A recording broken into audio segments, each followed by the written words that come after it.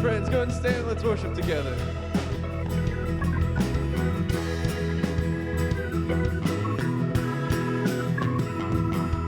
It wasn't for nothing that you shed your blood, so I'm gonna live like my shame is gone.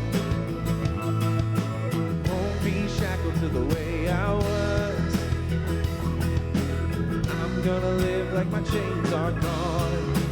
Gone now, my sin is dead and gone. I sing hallelujah. Done, done. He is risen, it is done. I sing hallelujah.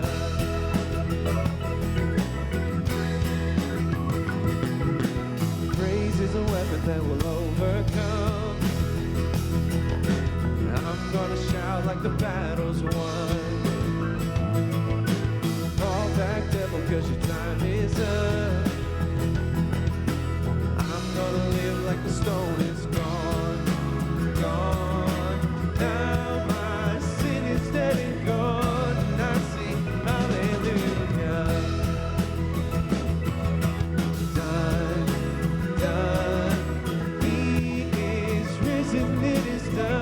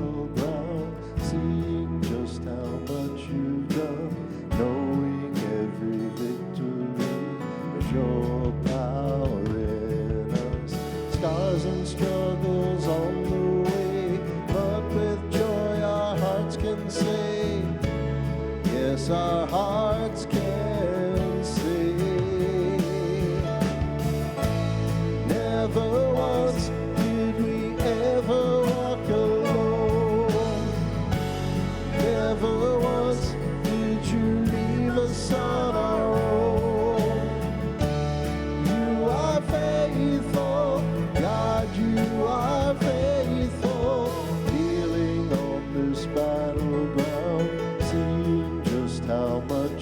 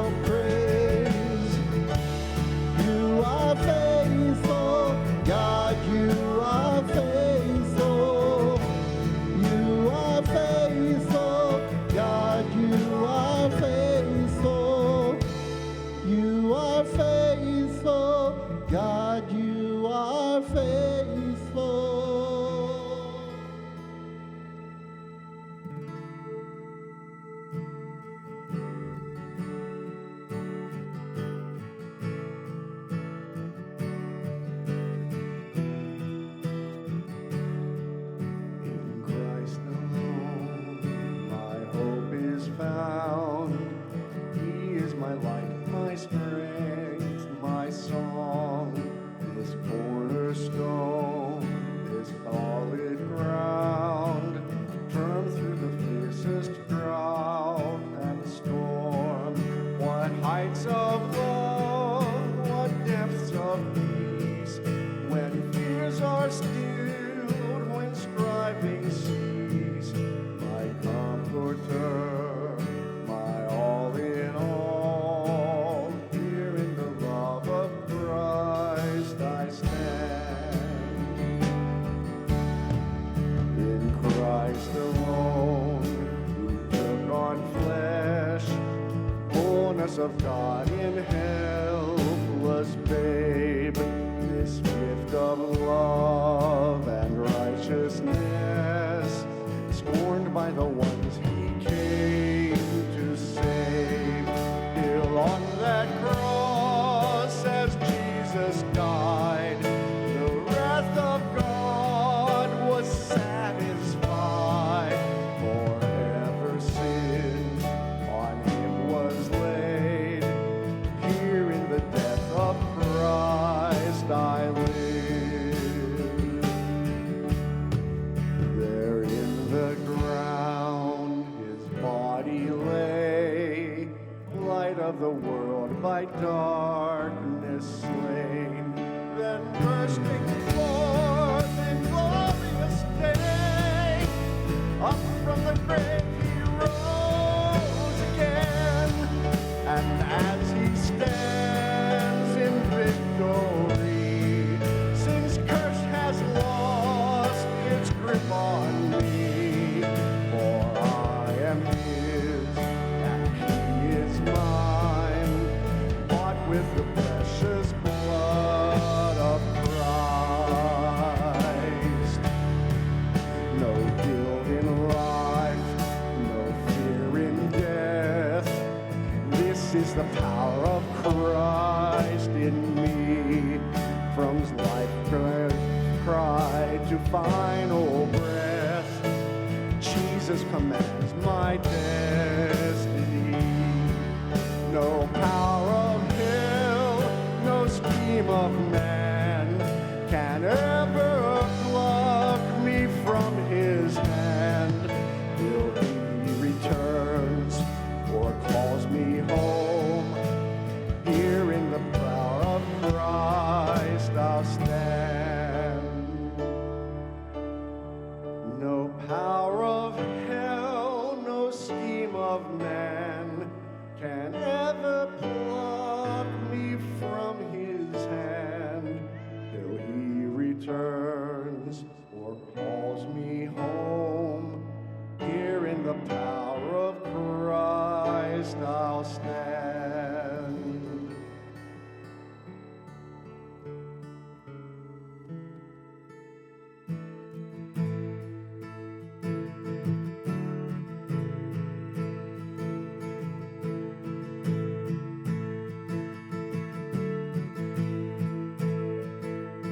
Lord, I come, I confess, bowing here, I find my rest, and without you, I fall apart. You're the one that guides my heart. Lord, I need you, oh, I need you. Every hour I need you, my one defense,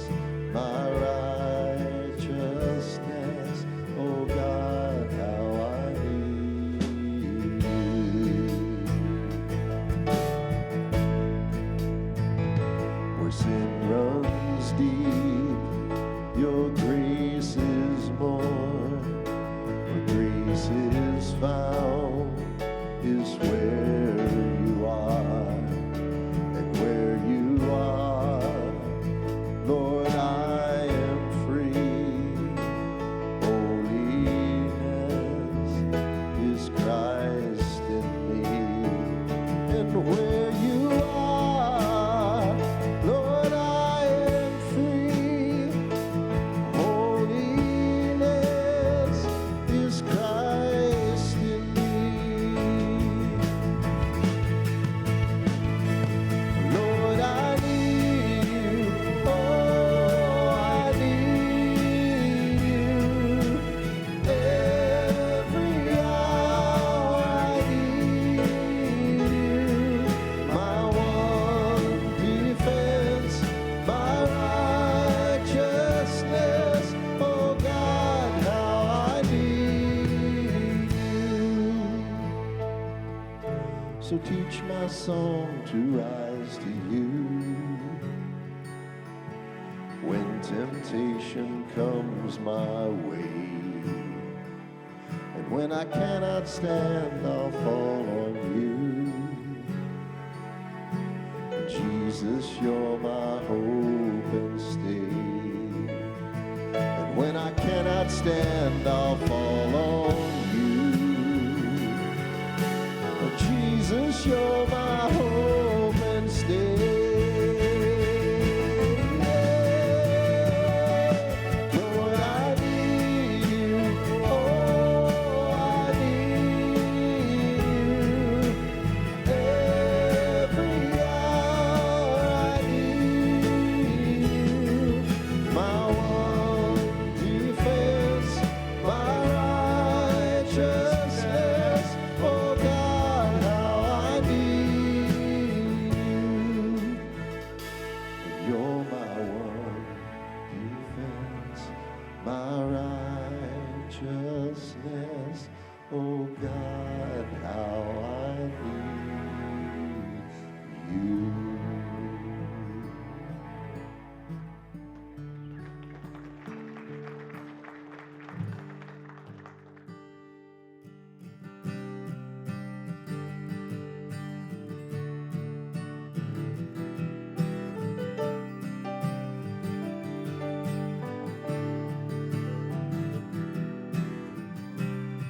There's a table that you prepared for me in the presence of my enemies. It's your body and your blood you shed for me. This is how I fight my battle.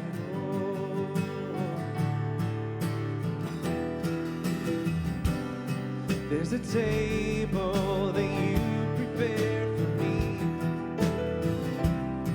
in the presence of my enemies. It's your body and your blood you shed for me. This is how I fight my battle. And I believe you've overcome, and I will lift my song of praise for all you've done. This is how I fight my battles. This is how I fight my battles. This is how I fight my battles. This is how, this is how I fight my battles. This is how I fight my battles. This is how I fight my battles. This is how.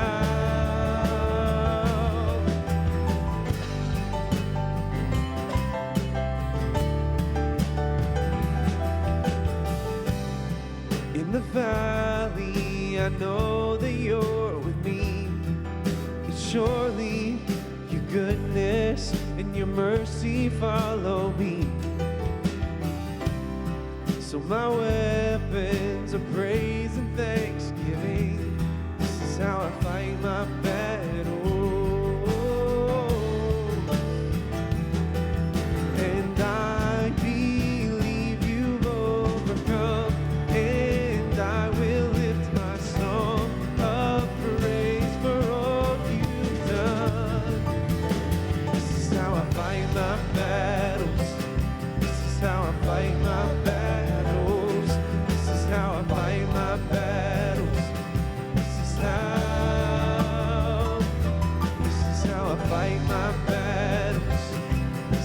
I fight my battles. This is how I fight my battles. This is how.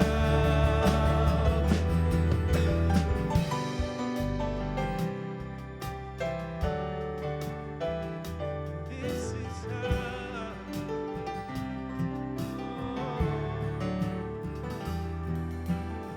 It may look like I'm surrounded, but I'm surrounded by you. It may look like I'm surrounded, but I'm surrounded by you. It may look like I'm surrounded, but I'm surrounded by you. It may look like I'm surrounded, but I'm surrounded by you. It may look like I'm surrounded, but I'm surrounded by you. It may look like I'm surrounded, but I'm surrounded by you. It may look like I'm surrounded, but I'm surrounded by you. It may look like I'm surrounded, but I'm surrounded by you. And this is how I fight my battles. This is how I fight my battles. This is how I fight my battles. This is how. This is how I fight my battles. This is how I fight my battles. This is how I fight my battles. This is how.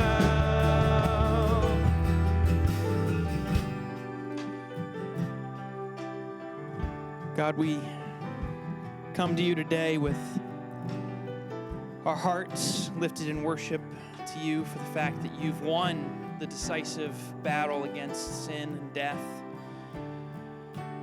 But you know that many of us come into this sanctuary today war-weary and tired, not sure how much longer we can press the fight that sometimes still rages within us, sometimes still rages around us. You know that some of us are probably at the point where we're ready to throw down our weapons and give up because we're tired. So I ask that today, during this time, that you would speak your word of hope and triumph again to our tired hearts. You'd remind us that you triumphed over your enemies when your son Jesus died on the cross. That Jesus is reigning right now at your right hand. That the victory is his. And that because the victory is his, the victory is ours. We thank you for that. We do ask that you would draw near to us. You would open and prepare our hearts to hear that word from you. We love you. And we pray all these things in the name of your son, Jesus. Amen. Good morning, Horizons. So you turn around and welcome one another today.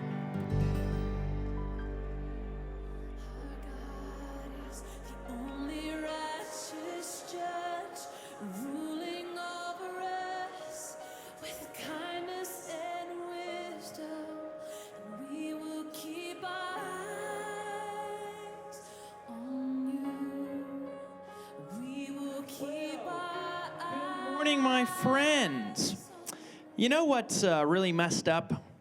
When you come back from 85-degree weather in Florida to this. That's wrong, right? Like, who do we talk to about changing that? Why don't we just take this whole church and plant it in Florida? You'd all come with me and do that, right? Got at least a couple people who would do that. All right. Was it Arizona? Let's go now. Let's go now. Just kidding. I'd probably be fired for doing that. If we haven't met yet, my name is Josiah. I'm the assistant campus pastor here at Lost Creek campus. We're so glad that you're here worshiping with us today. When you walked in, you hopefully received a bulletin. Looks like that. Just want to highlight 2 items in there briefly. Your connection card, if you'd be so kind as to fill that out and let us know you were here. If you've had any updates to your information, new phone number, address, mark that and then drop it in the bucket on your way out. If you're new, we've not yet had the pleasure of meeting you yet. What we'd love to do is meet you, and we'd ask you fill out this connection card, hold on to it, and at the end of the service, you can take it over to our welcome area, over there to your left where that sign just lit up. If you bring me that connection card at the end of the service, I'll give you a gift in exchange, and I'll also take just a couple minutes to introduce myself and show you how you can get connected here at the church. So if you're new and we haven't met, I hope to see you over there at the end of the service. And you'll find a giving envelope in your bulletin. We're able to do the awesome ministries that we do here at the church because of your financial generosity and partnership. So thank you to those of you who give. If you'd like to continue to do that, or you'd like to start giving and supporting our ministry, you can do so utilizing any of the 4 methods that are currently listed up on the big screens, including with this envelope. It is self-addressed and postage paid, so if you'd like to give a gift but didn't come prepared, no sweat. You just take this home, put your gift in the envelope, and drop it in the mail, and it'll make its way to us. So back in 2011, when I went to Liberty University, I had to find a new church home. Now, I grew up in church. I've been a part of this church since '97. I was 4 years old. This is the only church environment I've ever known.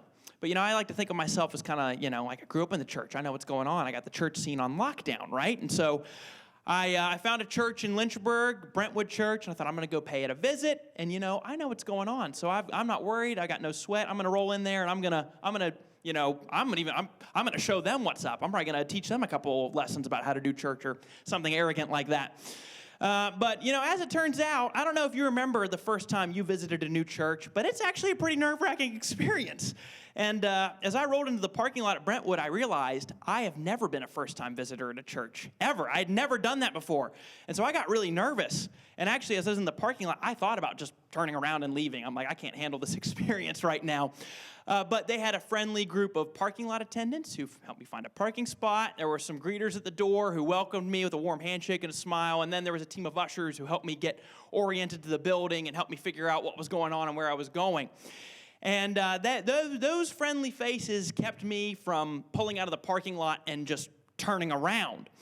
And in the month of February, we want to encourage you, if you're not currently involved in a ministry like that, like our First Impressions ministry, if you're not out there helping park cars or greeting the doors or ushering, that's a great stepping stone ministry to get involved in. And it may seem small, but if I, as someone who grew up in the church and, thought he knew what was what when it came to going to church, was so greatly helped by a handshake and a smile, you have no idea how far that goes, especially for folks who are nervous and who are visiting for the first time and maybe haven't been to church in years. That just makes a world of difference for those who are joining us for the first time. So if you're not yet serving one of those ministries, I want to encourage you to do that. Or if you're thinking, hey, I'd like to serve in the youth ministry or in kids' church, we got a whole slew of ministries you can serve in, somewhere you can use the gifts God has given you to serve.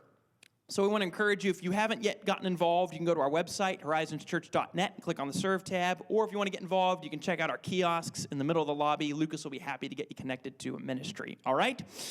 Over to my left and your right is our prayer room. If you have a need, please feel free to utilize that. And before we have one quick video announcement, a brief word. My father had a brief medical procedure earlier in the week related to some of his illnesses. He's fine, he's good, but his doctor wanted him to, take it easy and recover, so he preached last night. You're going to get the video of that today because he's resting.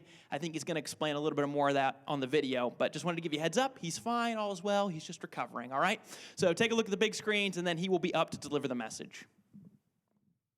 Hi, moms and dads. I'm Pastor Kelly, and we want to let you know about the classes going on right now for your kids. If you have your kids with you in the service, we'd like to invite them to come experience the fun and learn the important life lessons from the Bible. We also offer nursery for infants and for toddlers. If your child gets fussy with you here in the sanctuary, please be courteous to those around you and use one of our cry rooms in the back of the sanctuary. You'll be able to see and hear everything, and your kids can enjoy the extra freedom. And now, here's your lead pastor, Quint Pitts.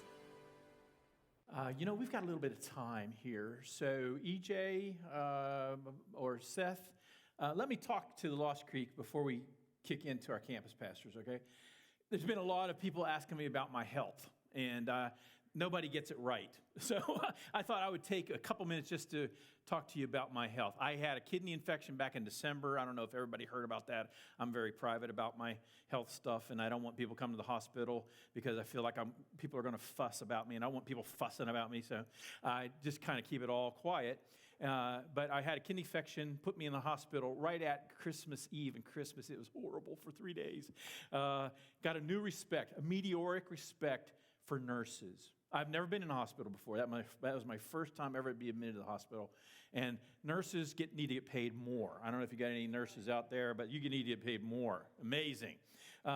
So anyway, went through the kidney infection. Horrible. I don't want anybody to ever have to do that. Anybody ever had one before? They're wretched.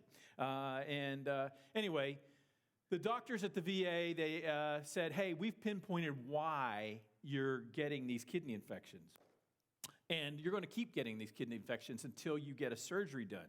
We need to schedule you for a surgery. I had that surgery about 10 days ago. And it went well. All indications are that it did accomplish what it was supposed to accomplish so that I won't have to keep having these kidney infections.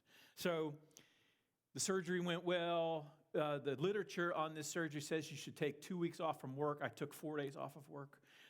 So anyway, I've overdone it. I have overdone it. I feel fine. I really do. I feel 100% fine. But there are some symptoms showing up in me now that the doctor doesn't like. So he wants me to take it a little bit easier this week. And anyway, I don't want anybody to worry about that because I feel fine. And the surgery did exactly what it was supposed to do. And anyway, that's all I want to say about that. Let's go back to our campus pastors now. I want to greet all those of you worshiping with us at our other campuses. Thank you for being with us today. Before we get into the message, I want to just let you know we're starting, I don't know if you've heard this or not, we're starting a new Horizons campus this year in, guess where? Gilmer County. Anybody been to Gilmer County before? Anybody go to Glenville State College? Anybody go to Glenville State? Yep. We're going to be right there near the college at Glenville State. Not in downtown Glenville, but out where they're kind of the food land and all that. We're starting that soon. And we got some pictures here of some of the work that we've been doing. And there it is. Yeah, Steve and some of the pastors, we actually made them work. You know, Dwayne, he always works. He's always a working man. But we've been wanting to start a campus. We started our last one. The newest one is in Berkeley County. That campus is about a year and a half old. We're going to launch this one in Gilmer County in April. We've got a building already located. See my beard there? When I went in for my surgery, they made me shave the beard. I hate not having a beard. You know, I'm prettier when you can't see my face. So I just want to get that beard back again. Anyway, so we had a great time there, kind of getting some stuff ready for that building. It's right beside a Napa store. It's right in the middle of a strip mall. It's going to be a great location for us. We're right adjacent to the grade school, the only grade school in Glenville. And anyway, we're getting excited about that. Kenny Fisher is going to be our pastor down there, and he's sitting right over here. Those of you at the other campus, you can't see his pretty face, but there he is right there. And Kenny, thank you for your leadership on this. All right, so let's just jump right into the message today. Have you ever seen anything about this? Take a look at this video real quick. Here we are at the University of Michigan on the grounds of their testing facility where Domino's and Ford have paired up to test out the driverless option. But this is what a customer will experience. Hi, your Domino's is here. Input the last 4 digits of your phone number. So once you're prompted, you just go with the last 4 digits of your telephone number, submit it. You got it. You got The it. Domino's HeatWave container is open. You can safely remove your order now. Once the window rolls down, you can access your order right here. And there you go. The car then knows it's been taken. Thanks for using Domino's self-driving delivery vehicle. And there you have it. Is that wild or is that wild? So Domino's been testing this thing in Ann Arbor, Michigan. They tested it in Miami. They tested it in Houston. And there is the customers at Domino's have had one overwhelming reaction. The first reaction is this: wow, that's cool.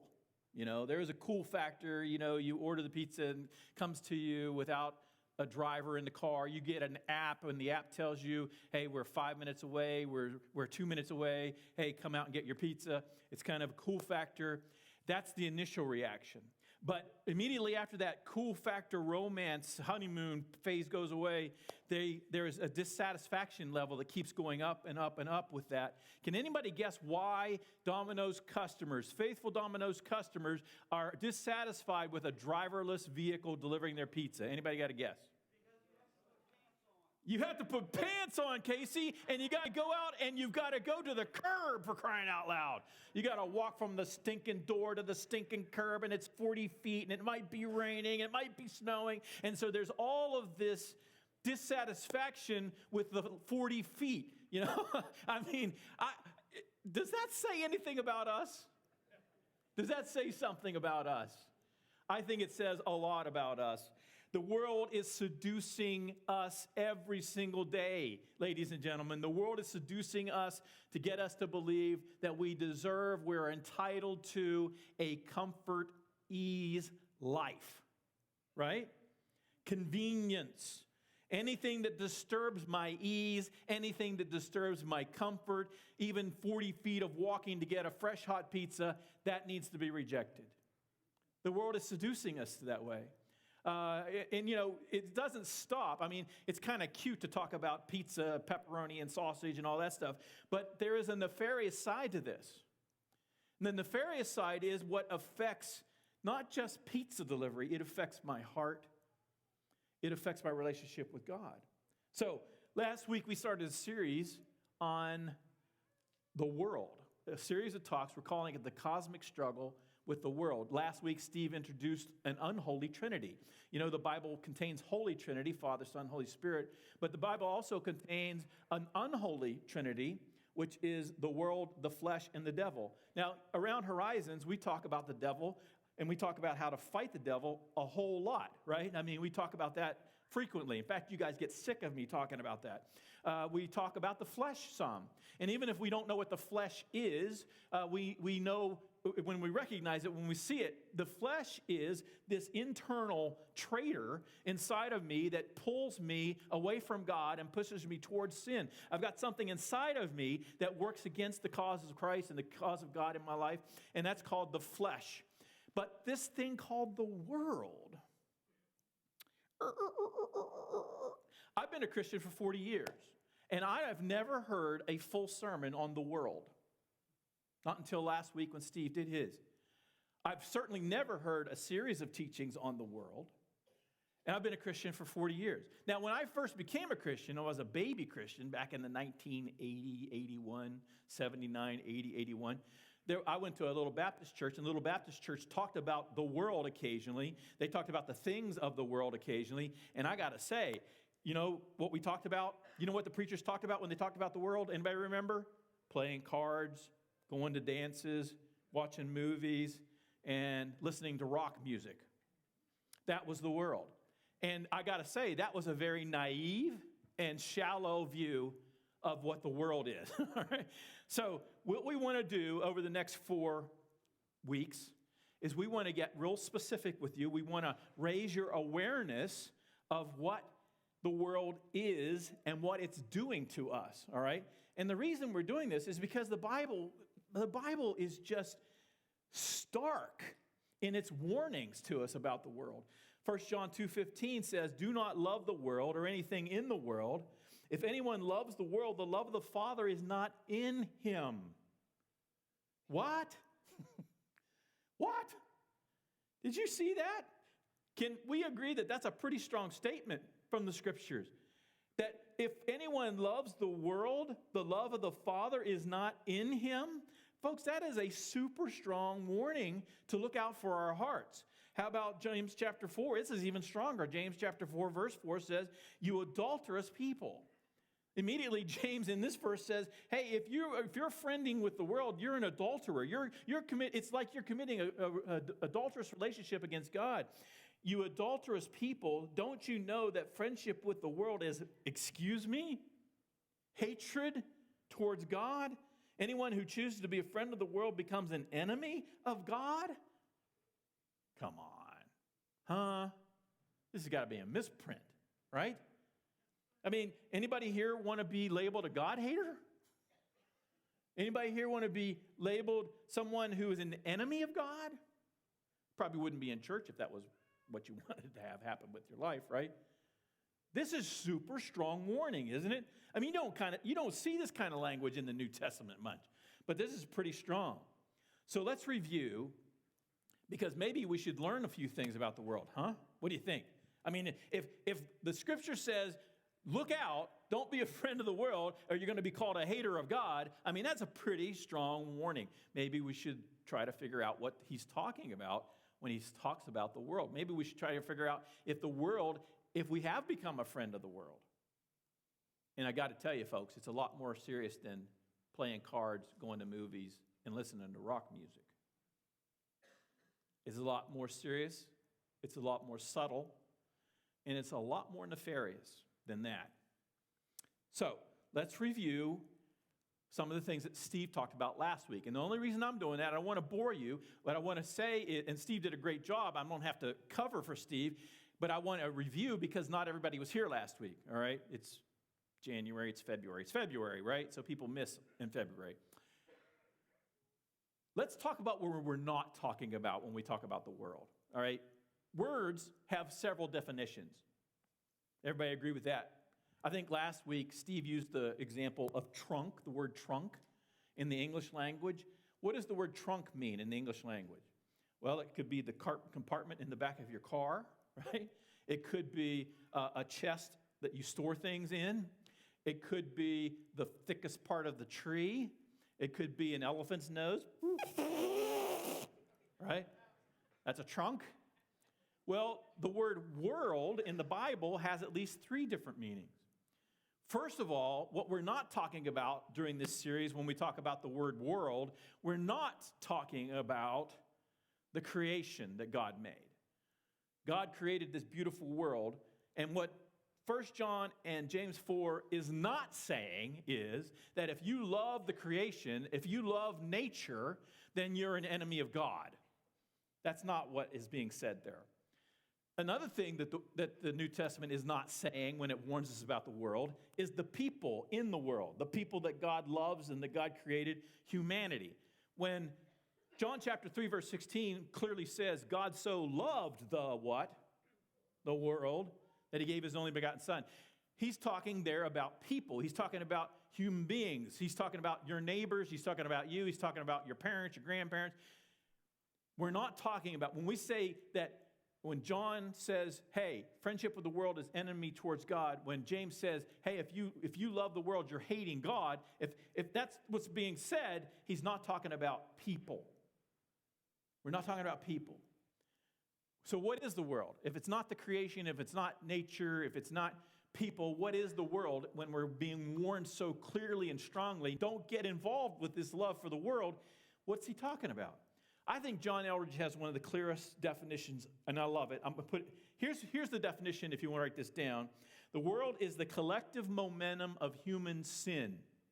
It is the system that teaches us that we can make life work without God.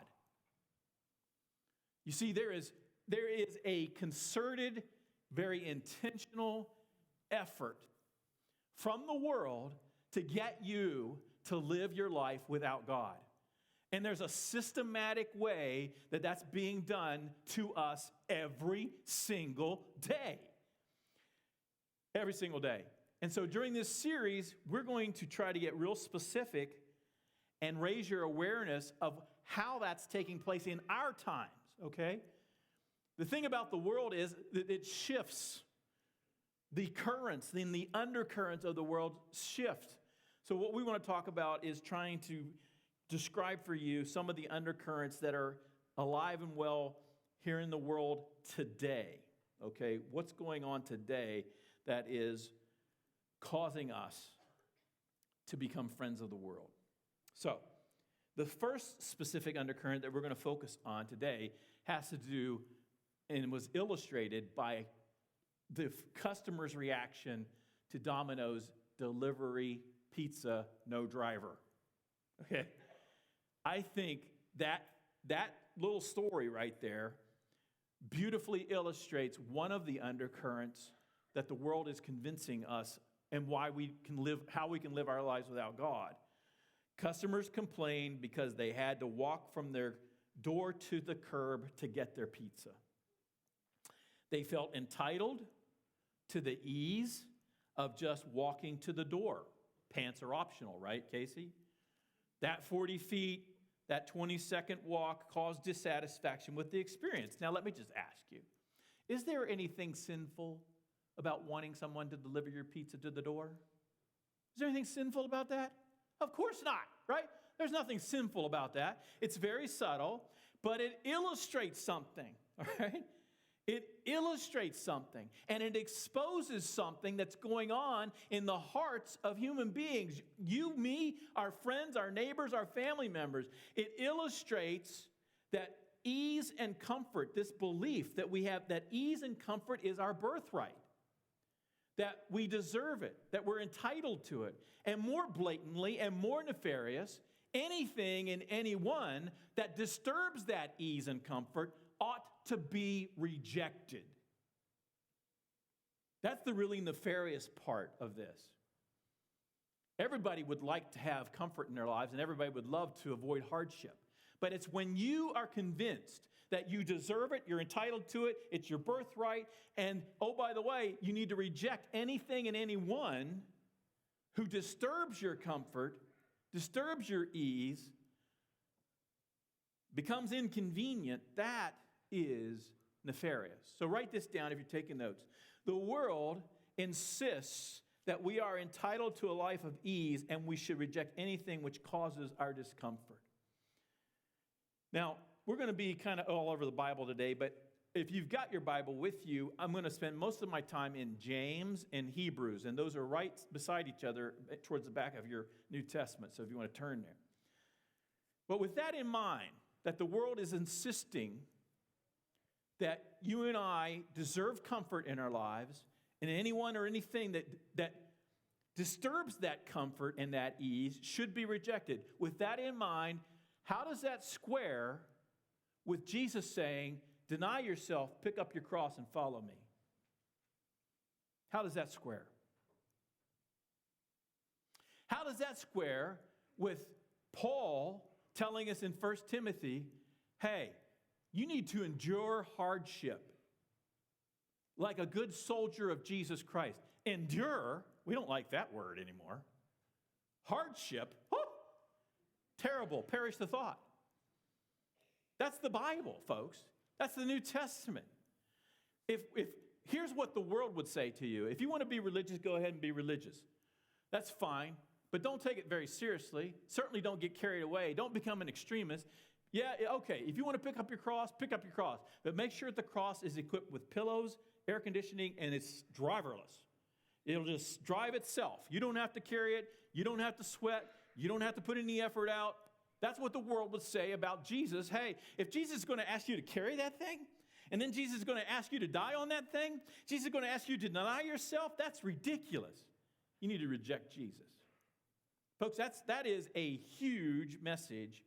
And it's coming at us every single day, in every single way, in every form of communication. Jesus is saying, pick up the cross. The world says, put that cross down. That's too hard. The world is telling us we should give our hearts to pursuing comfort and ease. God tells us that our life will involve hardship. God says, I promise you that you will have struggle on this planet. Jesus said it real clear. In this world, you will have trouble. Not maybe, not if you pursue pleasure and hope and comfort, then you won't have it. He said you will. James chapter 1 says, blessed is the man who perseveres. We don't like that word anymore. Perseveres, yuck. Who wants to persevere? Under trial, yikes. Because when he has stood the test, we don't even have that as a category anymore. That when you're going through a trouble, that you might be being tested, that's not even a category that we think in anymore. You go back and watch old movies. I'm an old classic movie nut. If movies are color, they're too new. That's my philosophy. I like those old black and white films. You go back and watch those old black and white movies, it's like every single film, somebody walks up to somebody and says, hey, you're just being tested, man. You're being tested. We don't say anything like that anymore, dude. That's not even a category. Well, it's certainly a category in the New Testament. James 1, blessed is the man who perseveres under trial, because when he has stood the test, he will receive the crown of life that God has promised to those who love him. Are you willing to love God through the hardships? Are you willing to love God during the trial? The world will tell you don't bother. The world will tell you if God's going to be that kind of God, if God's not going to rescue you when you need rescuing, if God's not going to heal you when you need healing, if God's not going to take care of you when you need taken care of, he's going to make life hard. If life's going to be hard, you need to reject God because he's not contributing to your comfort. He's not contributing to your ease. Folks, that is a message. It's very subtle, but it's very pervasive. 2 Timothy 2:3 says, endure hardship with us like a good soldier of Christ Jesus. And then God did something tricky. God created two institutions to help us in our development towards Christ-likeness. How do you take a man who's far from God and turn him into a fully devoted follower of Christ, a godly man with character? And how do you do that?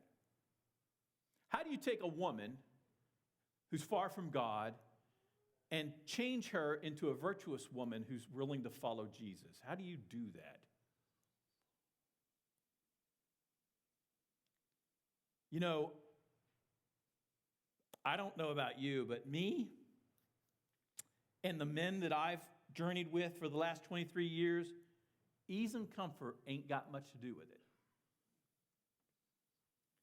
In fact, if I were to write out a definition or a process, I would say, first of all, it's a process. God, there are no quick fixes. It's a time-consuming process for God to make a man of God, a woman of God. It's a time-consuming process, and that process always, intentionally, by design, involves hardship and difficulty. By design. And then God, I think a little bit of a sense of humor here, tricks us into getting married. It's a trick. Because when God gets you married, he's about to turn the crank on your character development. Yeah, he lures us in, right? He lures us in with romance and love and sex and loneliness. He lures us in. And when he gets us in there, he closes that door behind us. And I remember, I don't know about you, but I was so stinking naive. I thought it would be fun. I really did. I thought marriage was going to be so much fun. I thought Sarah, she was my best friend. We had been friends for many, many, many years. And she was my best friend. And now we get to live together. This is going to be so much fun. And now we get to have sex together. And this is going to be so much fun. Who said wrong? Jeff. Yeah. God's got... Now, don't get me wrong. It was fun for about a week. It was kind of cool. But don't you realize that God tricks us because he gets us attracted to people who are the exact opposite of us? We've been saying it for years. Opposites attract. It's true. God's way of tricking us. Because all those things that attracted us when we were dating and we get married a few months into it, man, the attraction goes away. And it's just weird. It's just annoying. It's kind of like when you have a baby, the first 6 months that you got your first baby and you're out there, you're changing the diapers and you just love changing the diaper and the diapers are changing. You don't have any problem with changing the diaper. And then all of a sudden God puts stink in the poop. You remember that? And it's about the 6-month mark. God puts stink in the poop. And it's not fun changing diapers anymore. About 6 months into marriage, it's not necessarily fun being married anymore. But God tricks us into it because he's got this intent, this divine conspiracy. And I guarantee you it is a conspiracy with divine intent to shape me and mold me into the man of God. He locks me into this marriage with this woman who's the exact opposite of me, who all the things I used to think are cute or just think now are annoying. And he says, figure out how to love one another. Figure out how to work together. Because when you figure out how to do that, you're going to be able to love your neighbor like yourself. And you're going to be able to love me with all of your heart, soul, mind, and strength. I'm going to shape you and mold you into the man of God I want you to be. I'm going to shape you and mold you into the woman of God I want you to be. Don't bail out. And this is the problem with modern day marriage. We just bail out, right? Because what's the world telling us? What's the world telling us? Hey, marriage is there to cause you ease and comfort. And the moment that your husband no longer causes you ease and comfort, in fact, he might cause you some hardship, that's the time to bail out on your marriage. So we just bail out. We pull the ripcord and we say, okay, go on to the next one. And here's the problem with that. In the next marriage, God's still going to, he's going to still want to develop you into a man of God. Church is the other institution he created for this purpose. It's almost the same kind of deal. He brings people together from all these different backgrounds, socioeconomic backgrounds. Our church is nuts. Our church is nuts. You go out there and look in the parking lot. You got BMWs and you got Pintos. That's the staff people that are driving the Ford Pintos. You got beautiful, big honking, they look like they should be on a poster, trucks, and you got these little Ford,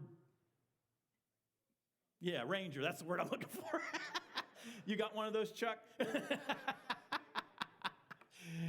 So we got all this difference in the socioeconomic background. We got guys that are very rich, and we got guys that are very poor. We got guys and gals who come from all kinds of religious backgrounds, and it's messy, messy, messy, messy. And we got people who come in here who are addicts, and we got people who come in here that have never, touched alcohol, and they're teetotalers. And then God says, I want you people to worship me together, and I want you people to work together, and I want you to get together knee to knee in a small group, and I want you to study the Bible, and I want you to pray together, and I want you to get out there, and I want you to serve in the church, and I want you to serve in the world, and I want your fingerprints all over this community.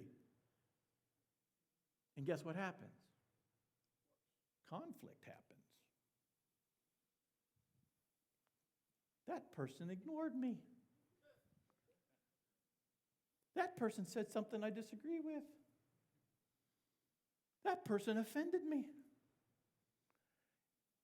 And we get conflict, and we get offense comes, and we get people with disillusionment coming and disappointment coming and all of this stuff. And then what does the world tell us to do? The church is supposed to be there to bring you comfort. It's not doing that anymore. So we get up from this church and we hop to the next church. And I guarantee you, God's going to be waiting there for you too. He'll be waiting there for you too. Because the purpose of him bringing all these weirdos into your life, these flawed human beings from the church, is to make you more like Christ. That's his purpose. There's a weirdo in every bunch. And if you don't know who the weirdo is, it's because it's you.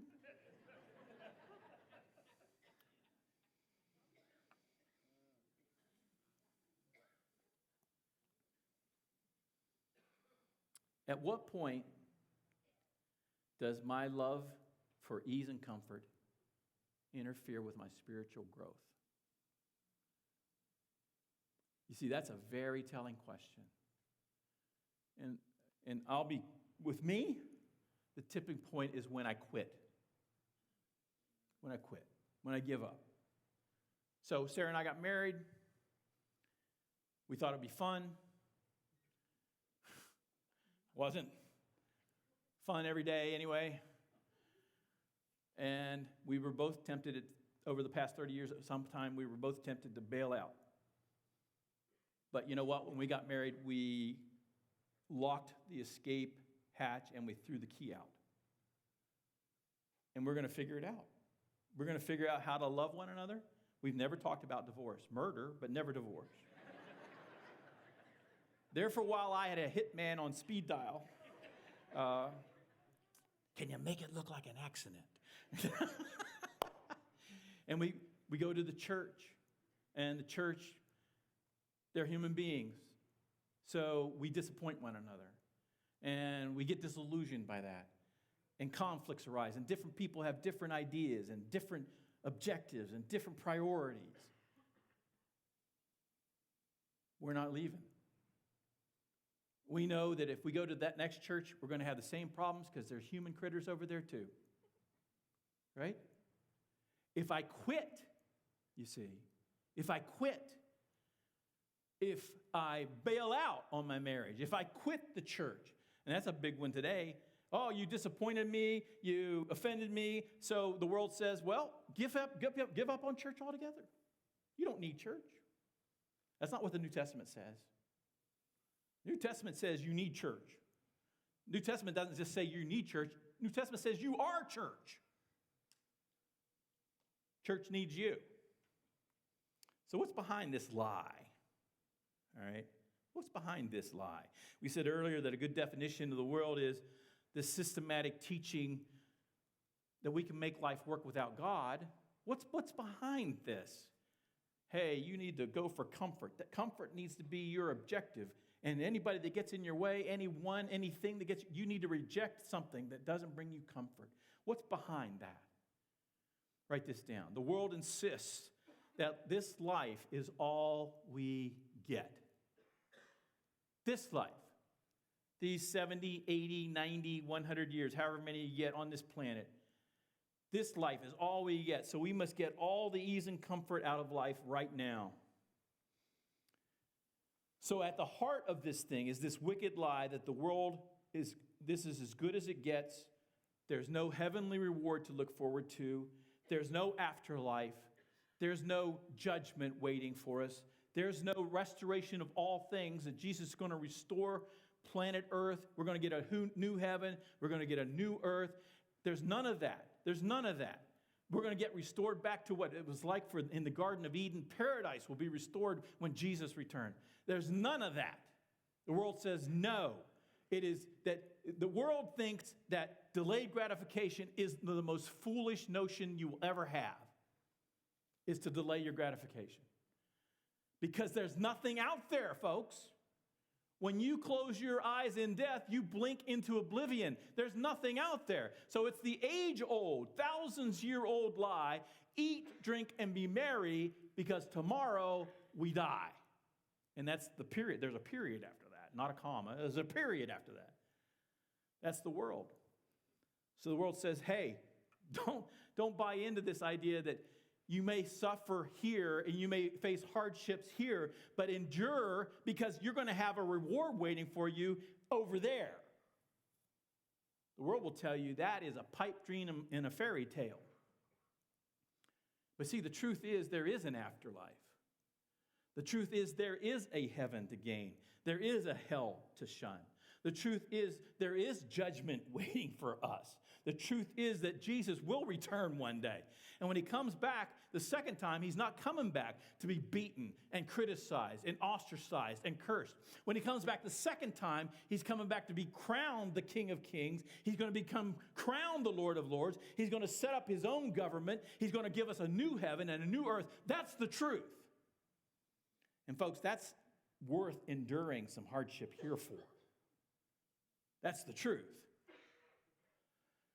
Hebrews 11 is one of my favorite passages. It's the Hall of Fame of the Bible. You know, if you get listed in Hebrews 11 from an Old Testament saint, then that Old Testament saint was right on, right? Right on. Good stuff. These are the rock stars of the Bible. They are the models. They are the heroes of our faith. And here's what Hebrews 11 says right after he lists all these rock stars. Look, all these people, in verse 13, all these people were still living by faith when they died. Look at this. They did not receive the things that were promised. They did not receive the things that were promised. They only saw them and welcomed them from a distance, and they admitted that they were alien and strangers on earth. Any of my old Baptist friends remember the old Baptist song, the hymn that went, "This world is not my home, I'm just a passing through. My treasures are laid up somewhere beyond the blue. The angels beckon me from heaven's open door, and I just can't feel at home in this world anymore." You see, these folks in Hebrews 11, that's what he's saying there. He's saying they admitted that they were aliens and strangers on the earth. People who say such things show that they are looking for a country of their own. If they had been thinking of the country they had left, they would have an opportunity to return. But instead, they were longing for a better country, a heavenly country. Therefore, God is not ashamed to be called their God, for he has prepared a city for them. That's awesome. Look back at Hebrews chapter 10, just one page back. Look at verse 32. He said, "Remember those earlier days after you had received the light when you stood your ground?" Do you remember that? Anybody recall that when you became a new Christian and you're willing to take a bullet for Jesus? He said, you stood your ground in a great contest in the face of suffering. Sometimes you were publicly exposed to insult and persecution. At other times you stood side by side with those who were so treated. You sympathized with those in prison. You joyfully accepted the confiscation of your property. Hello. Because you knew that you yourselves had better and lasting possessions. So do not throw away your confidence. It will be richly rewarded. You need to persevere. We don't like that word. You need to persevere. We don't like that word. You need to persevere. We hate that word. You need to persevere so that when you have done the will of God, you will receive what he has promised. For in just a very little while, he who is coming will come and will not delay. You see, if you view your reward as out there in the future, you don't have to obsess with your comfort and your ease now. If you view your reward as out there, you don't make the purpose of your life arranging for your comfort and avoiding hardship.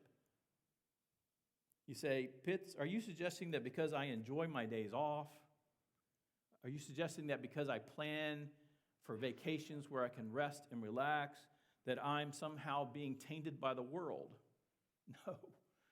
I just came back from a vacation, so I better not be saying that, right?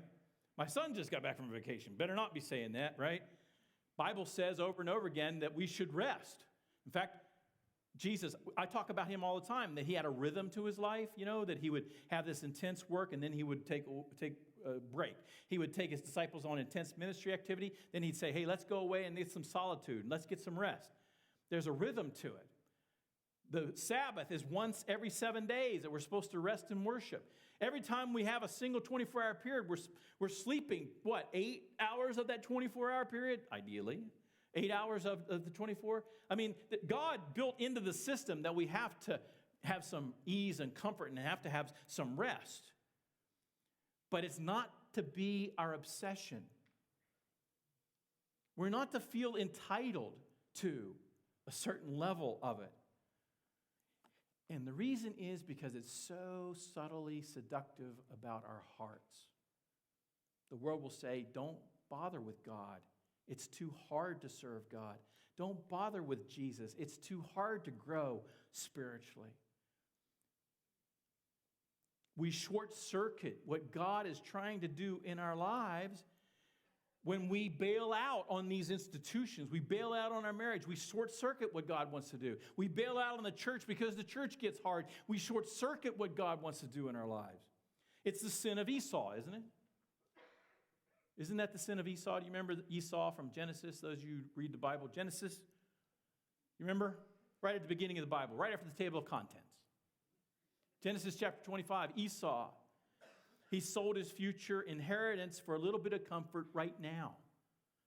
Just a little bit of comfort right now. He sold his future inheritance. Wouldn't delay his gratification. Hebrews chapter 12 talks about him. He says, see that no one is sexually immoral or is godless like Esau. Godless? Wow. who for a single meal sold his inheritance rights as the oldest son. Esau is described as godless. This is Abraham's grandson. This is Isaac's boy. And he's described in the New Testament as godless because he refused to delay his gratification. He exchanged his future inheritance for a bowl of soup. Esau bought the lie. It's the same lie behind the pornography pandemic now. It's not an epidemic, it's pandemic. It's a lie. I can have this woman. She will not require anything of me. I don't have to go through the effort of developing a relationship with a real human being. I don't have to go through the effort of romance, and I don't have to take the risk of getting married. I can have her right now, and she won't ask me to do anything. It's a shortcut. I deserve this. I hear people saying, I deserve this. It's the same thing behind the consumer debt crisis that we have in our country. I don't want to delay. I don't want to take the time to save up money to buy what I want. I want to go out and I'll go and get my stuff because I need it now. And I pay these exorbitant interest rates, and I put myself in a terrible financial crisis. Now, folks, in April of this year, I will celebrate my 21st year pornography free. 21 years without pornography. I haven't believed the lie of pornography for a long time. I have zero consumer debt. I haven't believed the lie of debt for a long time. But I am astonished.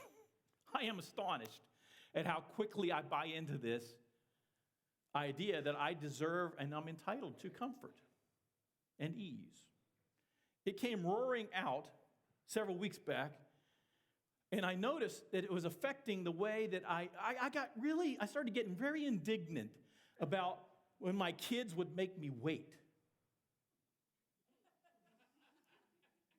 So this particular Wednesday night, Sarah came and dropped the kids off for youth over here. All right? We still got 2 kids at home that still are too young to drive cars and are too young to have a driver's license. So Sarah drops them off at youth here on Wednesday night. My job was to come later on and pick them up and bring them back home. And we had prearranged it. I said, hey, at 8:45, you keep an eye on the clock. At 8:45, I will bring the car over to the parking lot, and you just come out and meet me, and we'll go home. I arrived a little bit early because that's what my dad taught me. You got to be early. You can't be on time. You got to be early, right? So I arrived a little bit early. 8:45 came and went. No Joshua, no Jessica. 8:50 came and went. No Joshua, no Jessica. 8:55 came and went. No Joshua, no Jessica. And with each passing second, I'm getting more impatient and more angry and more indignant. Finally, at 8:57, one of them comes out. Only one of them. And I said, go back and get the other one. And when they got in the car, I started a tirade. I started a rant about, how dare you make me wait, yada, yada, yada, wham, wham, wham. I was shocked at my response. I was shocked. The next day, I thought, what in the world is going on inside of me that made me react that way to my kids, making me wait for 12 minutes? Now, I should teach my kids more responsibility. That's another story, all right? Don't be discourteous to people who are giving you a ride, all right? But I kind of missed the big picture that night, don't you think? I mean, shouldn't I have at least thought, hey, it's really cool that my kids love to be at church. It's really cool that my kids love Jesus. It's really cool that my youth pastor, Don Skidmore, has created an environment where my kids want to come early and stay late. That's kind of cool. But instead of that, all I could see was, you have discomforted me. You have inconvenienced me. I should be at home right now, sitting on my fat butt, eating bonbons. I should be watching TV. I should be at my ease and my comfort, and I'm sitting here in this cold, dark parking lot waiting for you.